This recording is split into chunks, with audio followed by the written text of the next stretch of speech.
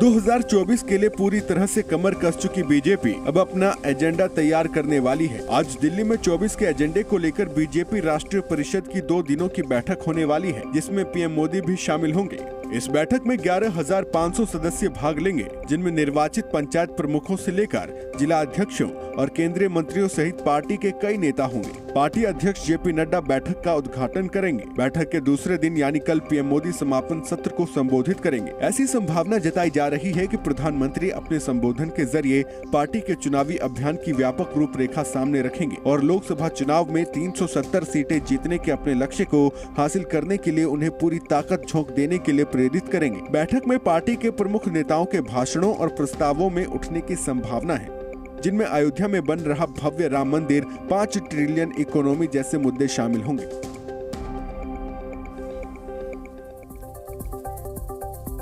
और प्रदर्शनकारी किसान और सरकार के बीच चौथी मीटिंग होगी। 3 दौर की बैठक के बाद सरकार की ओर से बताया गया है कि बातचीत सकारात्मक रही है।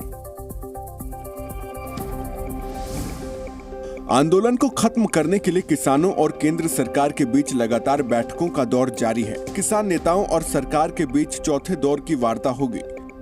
इससे पहले तीसरे दौर की बैठक हुई थी। चंडीगढ़ में हुई इस बैठक में केंद्रीय मंत्रियों के साथ पंजाब के मुख्यमंत्री भी शामिल हुए। दोनों पक्षों के बीच 8, 12 और 15 फरवरी को भी वार्ता हुई थी, लेकिन सभी बैठकें बेनतीजा रही थी। कल की बैठक के बाद केंद्रीय मंत्री अर्जुन मुंडा ने कहा कि बैठक सकारात्मक रही।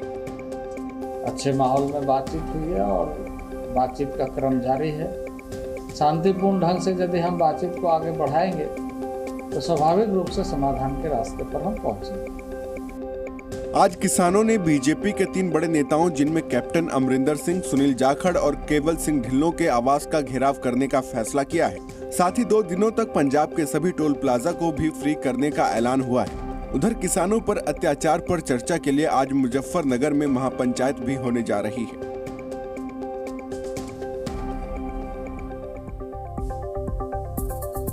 और किसान आंदोलन को लेकर देखिए सियासी बयानबाजी का दौर भी तेज हो गया है। कांग्रेस और विपक्षी पार्टियां आरोप लगा रही हैं कि किसानों पर अत्याचार हो रहा है, वहीं बीजेपी राजनीति करने का आरोप लगा रही है।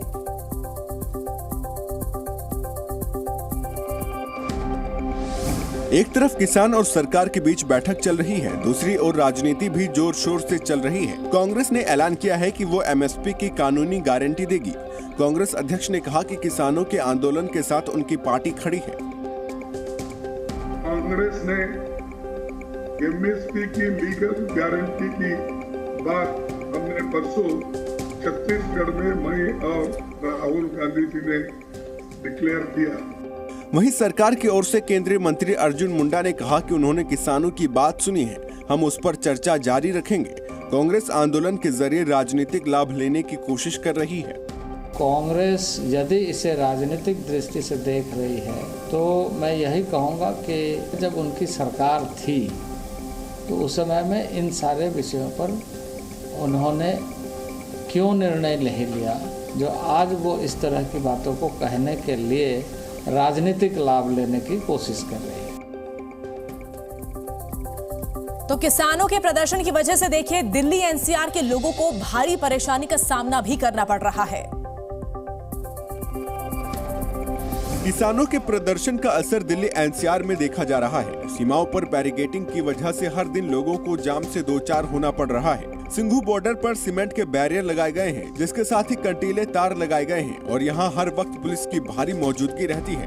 किसान लगातार पिछले 13 तारीख से यहाँ पर शंभू बॉर्डर और खनौरी बॉर्डर पर आंदोलन कर रहे हैं। दिल्ली जाने की कोशिश थी, ये बहुत सारी मांगे थी। स्वामीनाथन कमीशन की रिपोर्ट लागू करवाने की मांग थी, उससे अलावा पूर्ण तरीके से कर्जा माफी की बात हो और चाहे कह सकते हैं कि ये एमएसपी, हर फसल पर एमएसपी की बात हो, इन सभी मांगों को लेकर किसानों की ओर से आंदोलन की शुरुआत की गई।